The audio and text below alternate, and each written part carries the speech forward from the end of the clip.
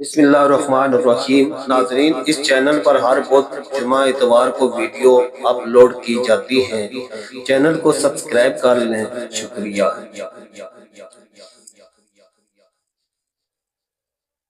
ہماری مٹی میں قدم رکھتے ہی جسم کو ملنے والا سکون روح پر چھائے بوجھ تلے دب گیا۔ وطن کی مٹی نے ہمیں آرام کا وقت نہیں دیا تھا، واپس آنا صرف ایک مرحلہ تھا۔ اصل امتحان اب راولپنڈی کے ایک خفیہ بے نام کمرے میں شروع ہونا تھا۔ ہمیں فوراً ایک محفوظ گاڑی میں بٹھایا گیا۔ گاڑی خاموشی سے تاریک سڑکوں پر دوڑ رہی تھی۔ شہر کے مناظر ایک دھند کی طرح تھے کیونکہ ہمارا راستہ خفیہ رکھا گیا تھا۔ میرے ساتھ بیٹھے ساتھی کی آنکھوں میں تھکن نہیں جمی ہوئی دہشت تھی۔ میرے ہاتھ میں وہ لوہے کا سولڈ باکس تھا جس پر صرف ایک چھوٹی علامت تھی۔ اس میں صرف دستاویزات نہیں بلکہ ایک تباہی کا نقشہ بند تھا۔ ہم نے سفر کے دوران ابتدائی فرسٹ ایڈ کروایا۔ زخم کی مرہم پٹی کے دوران میں نے محسوس کیا اس باکس کا بوجھ میرے جسمانی زخموں سے زیادہ بھاری تھا۔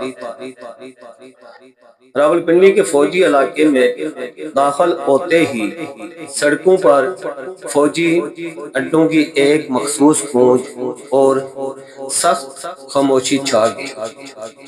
ہمیں ایک ایسے داخلی راستے سے لے جایا گیا جو نقشے پر نہیں تھا۔ محافظوں نے دروازے بند کیے اور پھر ہمیں اندرونی ہال میں انتظار کرنے کو کہا گیا۔ ہر منٹ ایک گھنٹے جیسا تھا۔ کچھ دیر بعد ایک افیسر آیا، سخت رویہ مگر آنکھوں میں فوری ضرورت تھی۔ افیسر نے کہا، ہمیں فوری بریفنگ کی ضرورت ہے، اعلیٰ حکام آپ کا انتظار کر رہے ہیں۔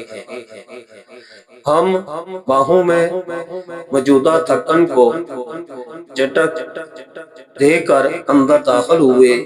بریفنگ روم میں روشنی محدود تھی۔ لمبی میز کے گرد بیٹھے ISI فوج کے اعلیٰ کمانڈر اور سینئر مشیروں کے چہرے پتھر کے بنے دکھائی دیے۔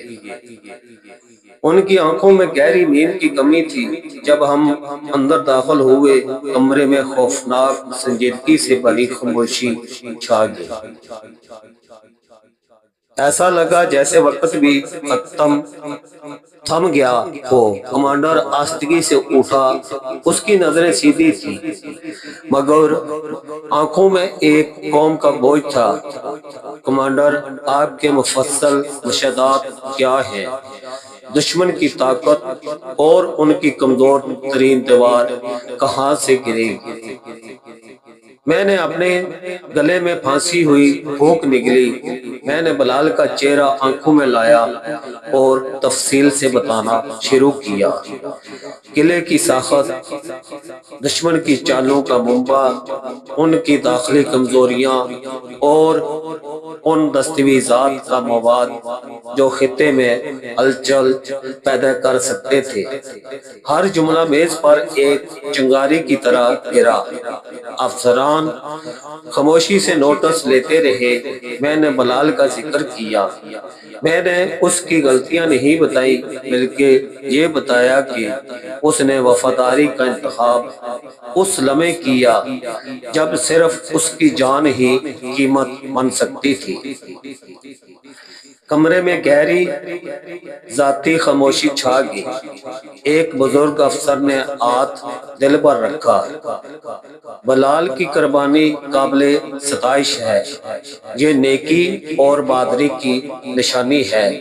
ہم ان کے اہل خانہ کا مکمل خیال رکھیں گے۔ بریفنگ جاری رہی۔ دستاویزات کی اساسیات، فوجی ایکشن اور مستقبل کی سیاسی حکمت عملی سب پر بحث ہوئی۔ ISI کا نمائندہ، دستاویزات کا مواد محلہ وار استعمال کیا جائے گا۔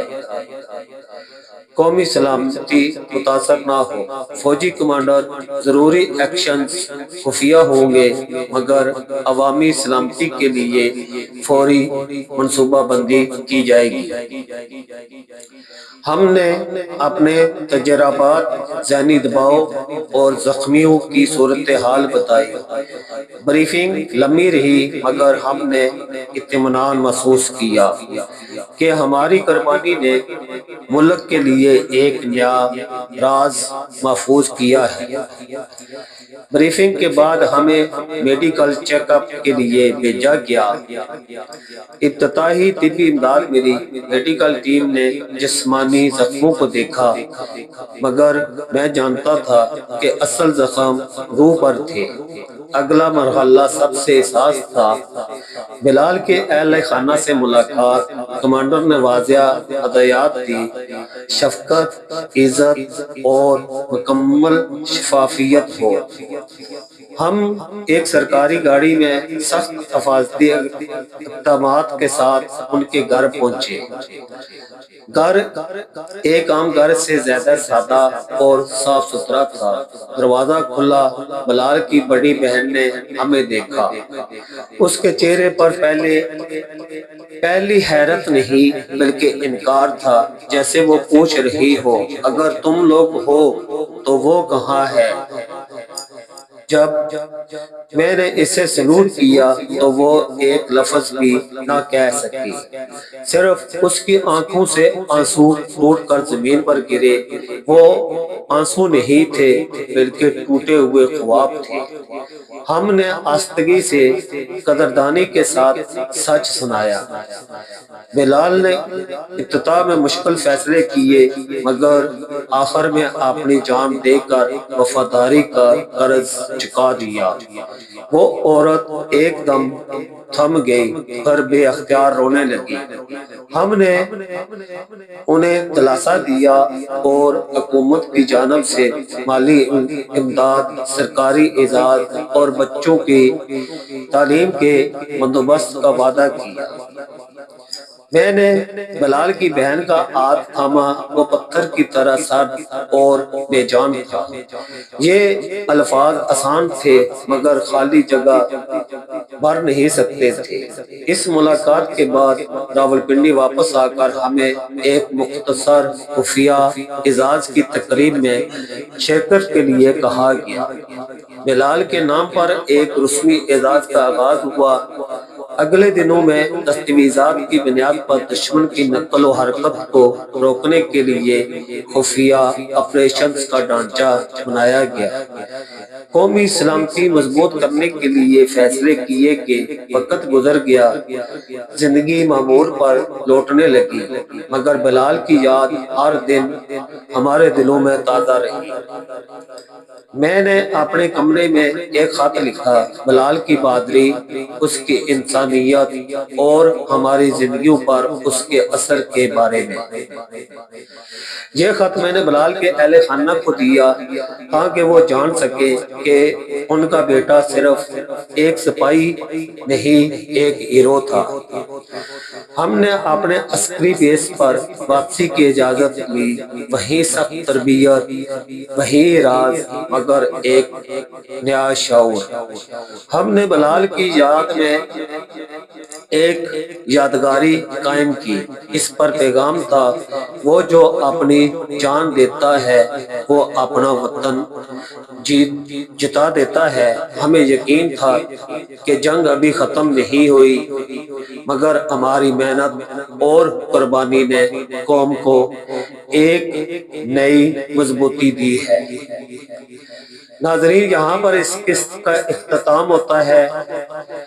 انشاءاللہ آگے ہم ملیں گے اگلے مشن 2 میں۔